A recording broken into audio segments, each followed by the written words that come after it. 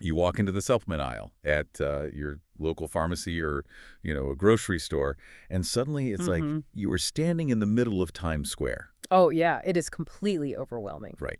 Bright labels, bold promises, flashing neon signs, screaming things like, more energy or better joints. I mean, you've got 50 different bottles of vitamin C just staring back at you, all at wildly different price points. How on earth are you supposed to know what actually works and what is just uh, very expensive dust? It's the absolute definition of choice overload. And the tricky part is, well, human nature makes us desperately want to believe the boldest promises on those And labels. totally. We want a quick fix. Exactly. We see a bottle that promises to cure brain fog, and we just want to hand over our credit card. We just want the magic pill. But today, we're doing a deep dive into an evidence-based guide from Ingredientsage, authored by Laurent Fabian. And the reason we're relying so heavily on this specific source today is because, well, it doesn't just list what vitamins are good for you. It actually pulls back the curtain on the manufacturing, the chemistry, and the clinical trials all at once. Yeah, it's a very comprehensive look. Our mission for you today is to cut through that marketing hype and transform you into a highly informed, label-reading detective. By the end of this deep dive, you'll know how to evaluate health claims, choose the exact right forms of nutrients for your body, and confidently navigate that neon jungle of an aisle. We need to set a firm baseline right out of the gate, though, which this guide emphasizes beautifully. Supplements they are not Imagine pills. Right. They are not designed to replace a balanced diet, and they certainly won't cure a terrible lifestyle. They are targeted tools designed to augment your health when used correctly, in the right biological context, and at the right time. Okay, let's unpack this. Because before we even look at a bottle, before we even step foot in that aisle, we need to know how to figure out if a supplement actually does anything. How do we separate real, peer-reviewed science from aggressive pseudoscience? You have to demand the gold standard of evidence. In the scientific community, that means randomized controlled trials or RCTs and, well-conducted meta-analyses. I always think of supplement marketing like a movie trailer. They only show you the explosions, the best jokes, the absolute peak moments. They make every movie look like a blockbuster. That's a really good analogy. But an RCT, a randomized controlled trial, that feels like reading the full, unbiased, 3-page review from a tough movie critic.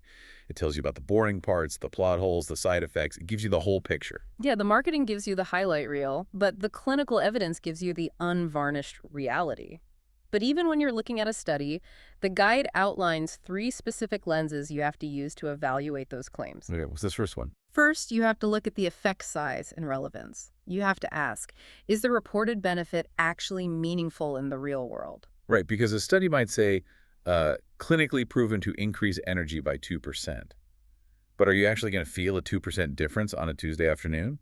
If I spend $40 on a bottle, I want to feel more than a statistical rounding error. You're hitting on a crucial distinction there. Statistical significance does not always equal clinical relevance. Just because a machine can measure a tiny change in a lab setting doesn't mean it impacts your daily life. Makes sense. So what's the second lens? The second lens is population and duration. You need to know if the study looked at people similar to your demographic. If a joint supplement was shown to improve muscle recovery in, say, elite 20-year-old male sprinters. You can't just assume it's going to cure the chronic knee pain of a 65-year-old woman. Exactly. You cannot automatically assume that transfer of benefit. And regarding duration, you have to look at whether they tracked people for 3 weeks or 3 years. You need to know if the effect actually lasts over time, or if it just fades away once your body builds up a tolerance to it. Right. And the third lens is consistency and replication. Are these findings replicated across multiple independent trials, or is this just one single study funded by the company that happens to manufacture the supplement? Oh yeah, the funding source is a big one. Huge. A single study is a clue. A replicated pattern across multiple independent trials is evidence. Okay, let's say I do my homework, I find a supplement, I look past the movie trailer marketing, I dig into the RCTs, and I find multiple independent studies showing a real significant effect for people exactly my demographic. Since it's passed all those tests, I can just go buy it and start taking it right. Absolutely not. Wait, really? Why not? Because this raises an incredibly important question about safety. You must talk to a clinician first. It's a non-negotiable step. But they're just vitamins. They're sold in grocery stores next to the shampoo. I mean, they're natural. Natural does not mean harmless. Hemlock is natural. Water is natural, but you can still drown in it. Supplements can have severe, sometimes life-threatening interactions with prescribed medications. Oh, wow. Like what kind of interactions? Well, for example, if you are on anticoagulants, blood thinners, certain supplements can thin your blood even further, creating a major internal bleeding risk. Some supplements interfere with antiretrovirals or thyroid medications. How does that actually happen, though? How does a vitamin overpower a prescription drug? It often comes down to binding mechanisms in your digestive tract. Certain minerals, like high doses of calcium or iron, can physically bind to thyroid medication in your gut.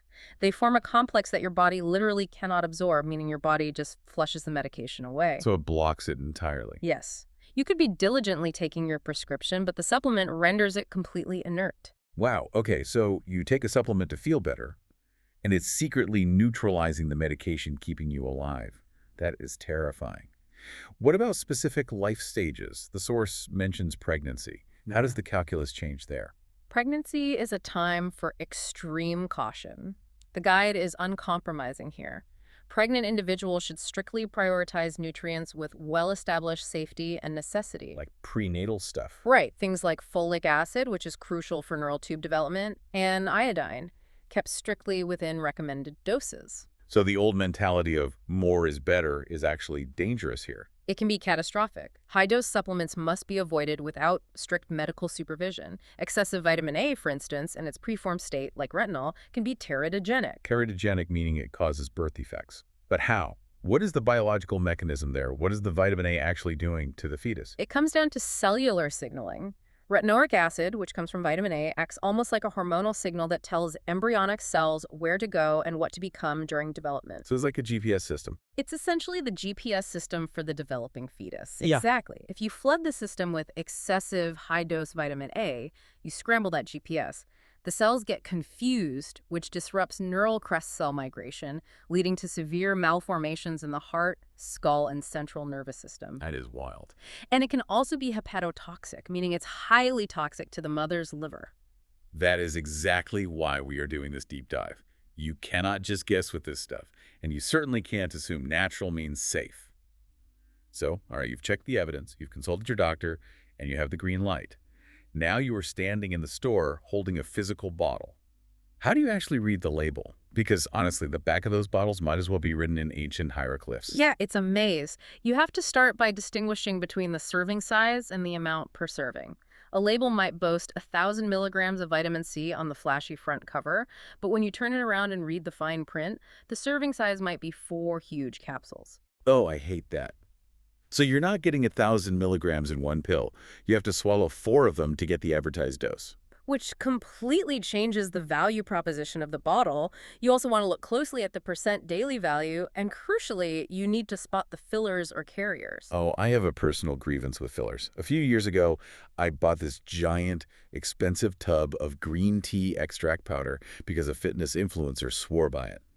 I didn't read the back label till I got home, and I realized the primary ingredient was maltodextrin. Ah, yes. Very common. I was basically paying premium prices for a tub of heavily processed sugar with a sprinkle of green tea in it. I always think of fillers like packing peanuts. Sometimes you buy a fragile item, and you understand why the packing peanuts are there to protect it during shipping. But you don't want to pay $50 for a box that is 95% packing peanuts. That's a frustrating but, yeah, very common experience. Yeah. Manufacturers use fillers like maltodextrin as flow agents. It stops powders from clumping up in their massive factory machines. But fillers aren't just harmless space takers. They can directly affect a supplement's bioavailability. Bioavailability is the measure of how well and how quickly your body can actually absorb and use a nutrient, right? Correct. So how do fillers block that? Let's look at dense binders, things like certain waxes, resins, or high amounts of magnesium stearate used to press powders into hard tablets. Sometimes companies pack tablets so densely that they act like a suit of armor. A suit of armor. Yeah, your gastric acid literally cannot penetrate the binder to break the tablet down. It passes right through your digestive tract, completely intact. So you're essentially creating... Very expensive wastewater, yes, Unfortunately. Furthermore, vague terms on the label like natural flavor or undisclosed proprietary blends can hide allergens or compounds that cause severe gastrointestinal upset. Here's where it gets really interesting, though. When I'm looking at these bottles, how do I know the company isn't just lying about what's inside? I always assumed they had to prove to the government that the label was accurate before they were legally allowed to put it on a store shelf. What's fascinating here is that this is one of the most misunderstood aspects of the industry. In the United States, they do not have to prove anything to the government before selling it to you. Wait, I need to make sure I'm understanding this. The FDA doesn't test these before we buy them. No, not at all. The regulatory framework in the U.S. is governed by a 1994 law called DSHEA, the Dietary Supplement Health and Education Act. Under DSHEA, dietary supplements are regulated more like food than like pharmaceutical drugs. Okay. The FDA does not require pre-market proof of safety, identity, or efficacy. They operate on a system of post-market surveillance. So pre-market means proving it's safe before you sell it, like a prescription drug. But post-market surveillance means what? They just let the company sell it, and they only step in after people start getting hurt, or after an independent lab happens to find out a product is completely fraudulent. That is a blunt but entirely accurate summary. It is largely an honor system until a crisis occurs.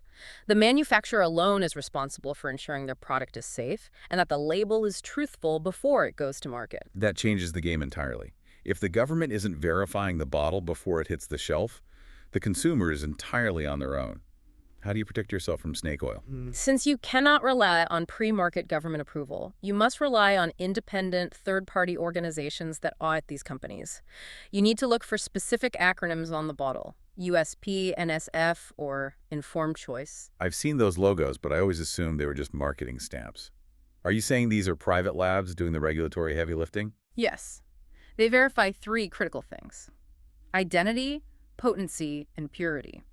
Identity means the ingredient listed on the label is actually what's inside the capsule. Potency means the amount is right. Right. Potency means it's there in the exact mathematical amount claimed.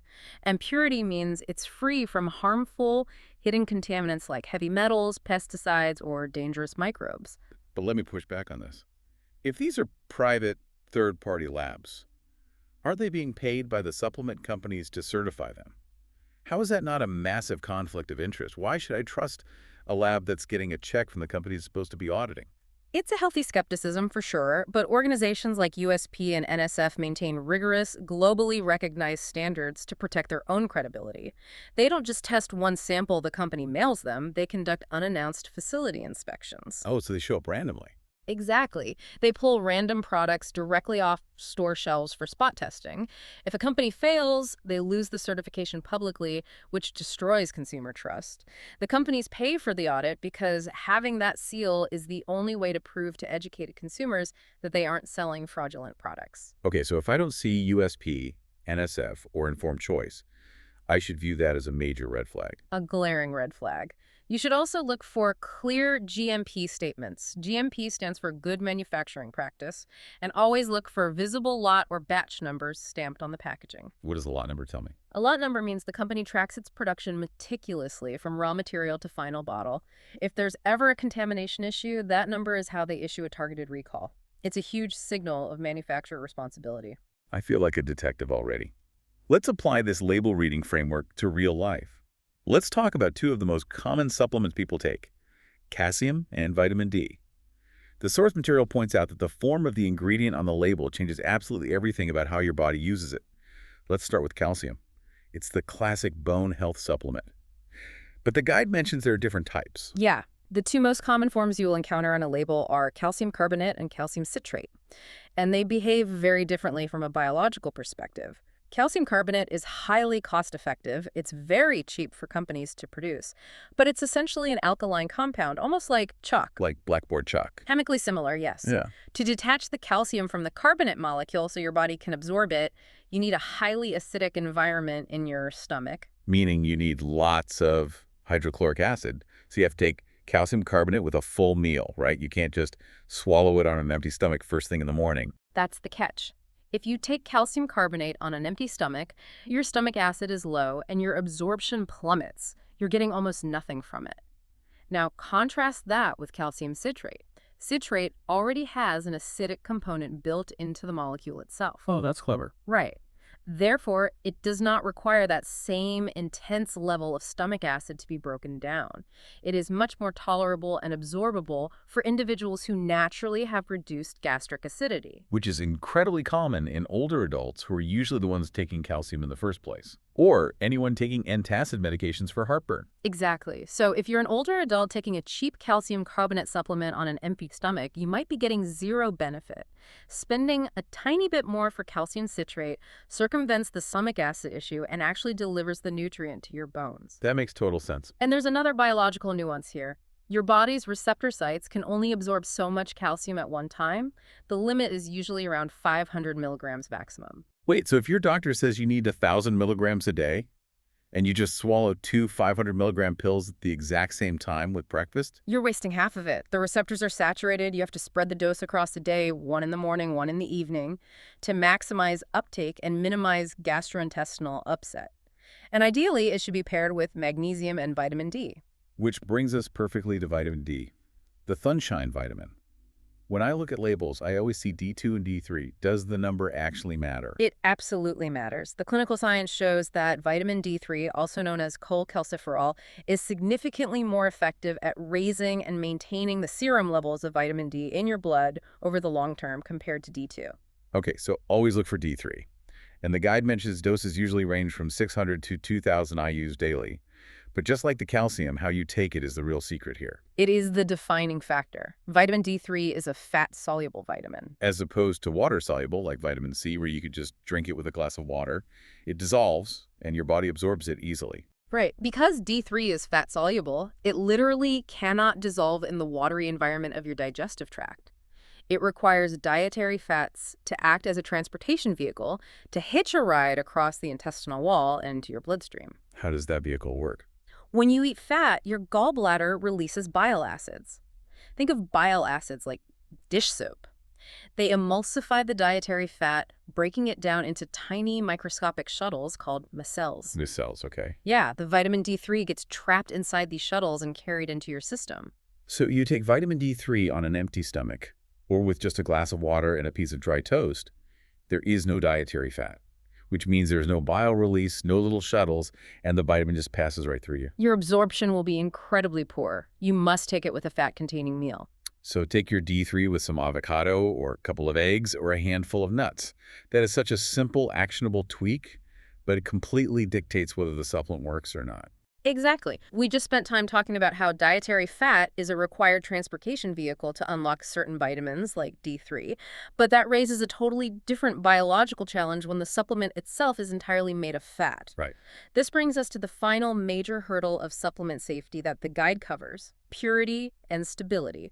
Let's talk about omega-3s. What's the best way to get those anti-inflammatory and cardiometabolic benefits? I mean, everyone always says flax seeds or chia seeds. Yeah, they are great foods, but let's look at the chemistry.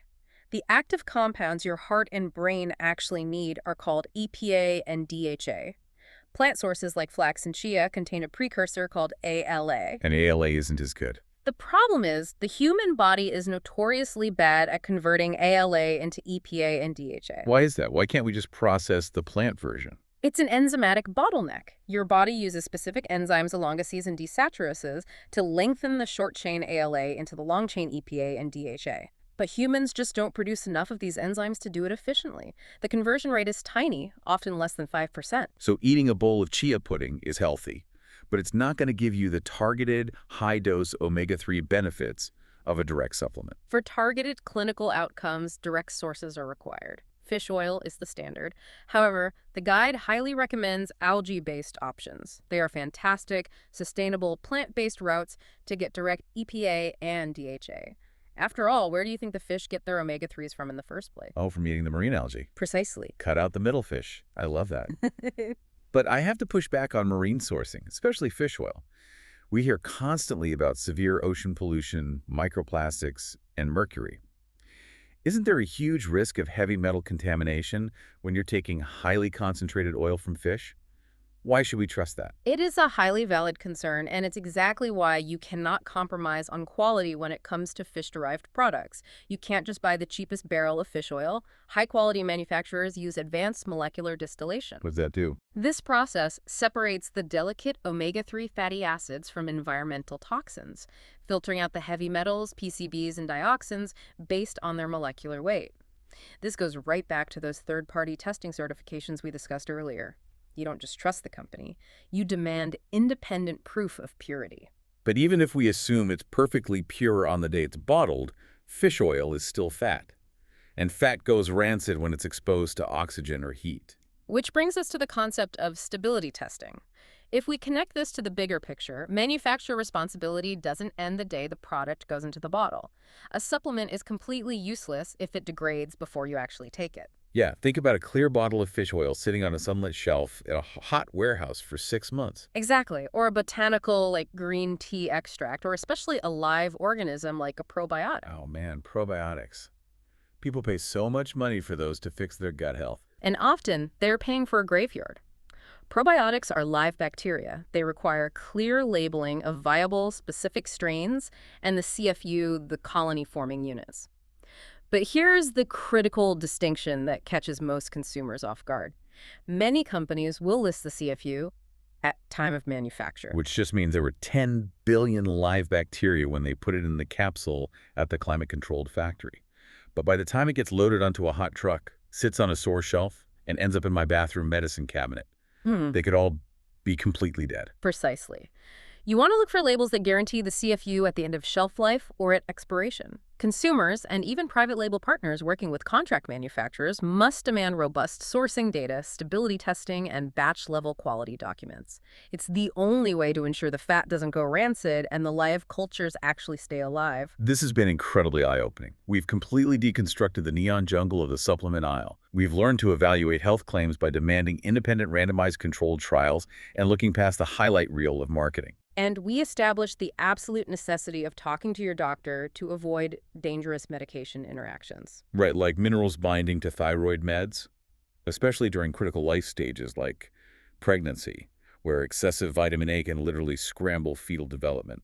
We decoded the hieroglyphs on the back of the label, figuring out how to spot dense binders that might block absorption entirely, and the vital importance of third-party certs like UST and NSF, since the FDA isn't pre-approving these bottles before they hit the shelves. We dug into the complex chemistry of why you need calcium citrate if you have low stomach acid, and why you absolutely have to take your vitamin D3 with a fatty meal to trigger those bile acids. And finally, we tackled the quality control of bypassing the ALA bottleneck, sourcing pure omega-3s, and demanding end-of-shelf life stability testing so you aren't swallowing rancid oil or dead probiotics. It is a vast amount of information, but it is deeply empowering. It allows you to take genuine control of your health. And this raises an important question, a final thought to mull over as we look to the future. The Ingredientsage Guide talks about personalized nutrition and advanced delivery systems as major industry trends taking off by 2026. The industry is clearly shifting away from the one-size-fits-all approach. Rapidly. Think about the implications. If we are already at the point where we are optimizing our specific forms of calcium based on our individual stomach acid levels and demanding precise, strain-specific probiotics tailored to our unique gut flora, how far are we from a future where a countertop machine simply 3D prints a single, daily, hyper-personalized capsule based on a morning scan of your biometrics? Just a completely customized nutrient profile, perfectly stable, printed right in your kitchen before breakfast. Completely eliminating the need for the supplement aisle and the confusion that comes with it altogether. That is wild to think about. Until that 3D printer arrives on our kitchen counters, though, we still have to navigate that neon jungle at the grocery store. But now, you aren't just wandering blindly. You've got the tools. You know how to read the fine print, you know how to ask your doctor the right questions, and you know how to demand the evidence. Take these new detective skills straight to your medicine cabinet, and the next time you walk into that Times Square of a supplement aisle, you'll know exactly what to look for.